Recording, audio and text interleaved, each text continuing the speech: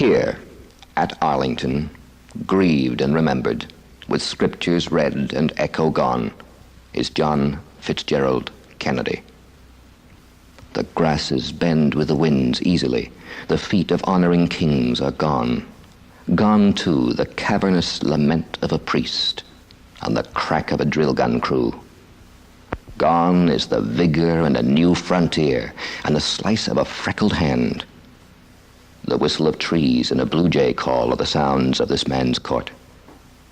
Little John saluted his dad and quick-stepped to the front of the masses.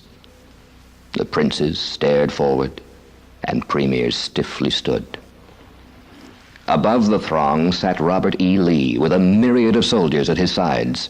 They welcomed the redhead and said, come along, good sailor, and smile." The sailor looked upon this host of men and cried out his joy. "Good comrades in arms, together we sing of the day of John Paul Jones, and the Japanese War, and the islands we saw, and the wreck of the 109.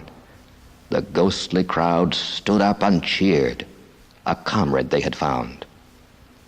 Whilst these dead souls met in familiar ground and mingled their lives, another crowd could be heard from afar, from another Arlington. Here is Lee Oswald, grieved and remembered, with scriptures read and echo gone, and a kiss on his cheek for all time. Here is Lee Oswald, assassin, and he had joined his kind. They too sang their song, a rhapsody of hate. Of presidents they held no love, of man they held no respect, of burning hate they knew, of guns and bullets and blood. Bold Booth, grim Guiteau, cunning Solgos sat and sang their lament. "Oh, Oswald, come with us to cry of the blackness, the pain, and the fire. Sit with us now and live your last moments in the minds of the world for all time. Come, think of our names and of assassins for centuries unborn." He joined the sad group and pressed his hands to his head.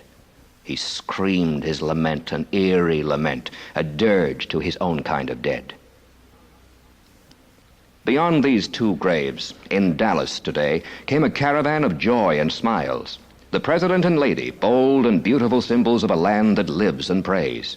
Airborne they came, and through the crowds hands touched hands in token of love. Flowers for the lady became part of the rear seat scene. The buildings grew tall, the people thick through, and the sounds had echoes from brick and concrete. Whirring cameras recorded the cars and the hand of the president brushing his face. Crack, crack, crack! Black sounds from the buildings, and two men poured their blood.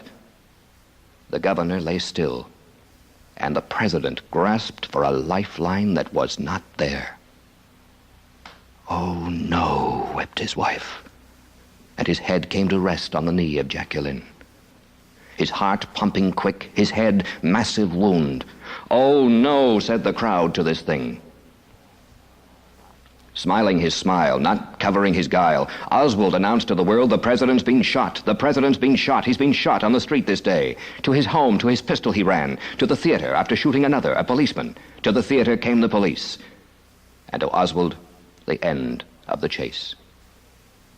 Oswald's name became 6 letters of shame to a nation all crying and struck, to a nation without John Fitzgerald Kennedy. Of dirges, of marches, of speeches and talk, we can tell and retell to the world of the feeling we had, the pain in the gut, the heart without muscle, the breath without lung. We can tell of the pomp, the splendor of kings, of the majesty of a woman's heart. We can tell of the casket, the flag, and the crowd. Of our loss, we have not the art. All men are as grass. All are sown upon this earth from the same womb basket, and all feed upon the same foods and sleep horizontally. The grasses are shaped equally in the seed, with minor differences, but we know that a grass will not become a pumpkin or a toad. A grass will become a grass. It will be green or brown, short or tall, depending upon the waters and sun, on the winters and summers, and the heels of men and women. Here in one Arlington, we see thick green grass in wholesome soil. The smooth blades whip and flutter strongly in the winds and sleep snugly in the snows. These grasses are deep and fresh. No compliment to them. They are as they were sown. Here in another Arlington are grasses frayed and brown, living in loose sand and tree roots. The rough blades chafe at the winds and flail at the snows, and no sleep. Distorted grass. These grasses are shallow and sour. No blame to them. They are as they were sown. It seems in men's minds that evil begs evil, and greatness a continuing flame. In time's mind there is no hate, no love, but simple history and people in its passage. 2 Arlingtons there are, one blessed by men, one cursed.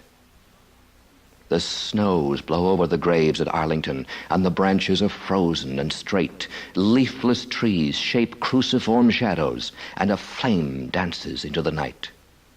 A nation is sleeping and weeping. Emotions freeze as snow on this hill. Hot flashes of hate removed by the snow, and crispness freezes the blood of all. The land's blood is frozen, and the wind is the wooing ghost for the graves of man.